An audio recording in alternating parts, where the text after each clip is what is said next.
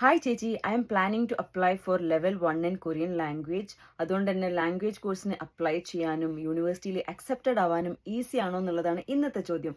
നിങ്ങൾക്കും അതേ ഡൗട്ട് ഉണ്ടെങ്കിൽ stay with me. First of all, it's okay to apply for level 1. Korean യൂണിവേഴ്സിറ്റിയിൽ language കോഴ്സിന് അഡ്മിഷൻ കിട്ടാൻ വേണ്ടിയിട്ട് ഓൾറെഡി ലാംഗ്വേജ് പഠിക്കണം എന്നുള്ള കണ്ടീഷനേ ഇല്ല. മുൻപ് കൊറിയൻ പഠിക്കാണ്ട് ലെവൽ 1 സ്റ്റാർട്ട് ചെയ്യുന്ന കുറേ ആൾക്കാരുണ്ട്. ഇനി അഡ്മിഷൻ ഈസി ആണോ എന്ന് ചോദിച്ചാൽ നിങ്ങളുടെ ഡോക്യുമെന്റ്സ് എല്ലാം കറക്റ്റ് ആണെന്ന് ഉറപ്പുവരുത്തുക. Bank statement, apostilled educational certificates, and whatever documents they asked, make sure everything is perfect.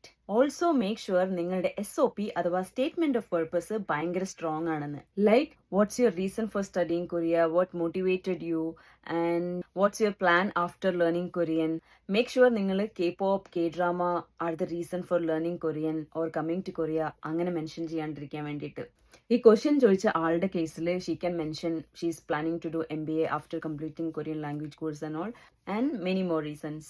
So എൻ്റെ അഭിപ്രായത്തിൽ it's not really difficult to get accepted in to a Korean university for Korean language programme.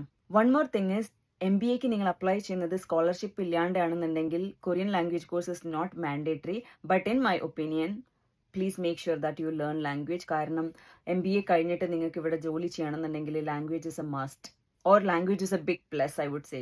I hope this video was helpful. So, bye bye.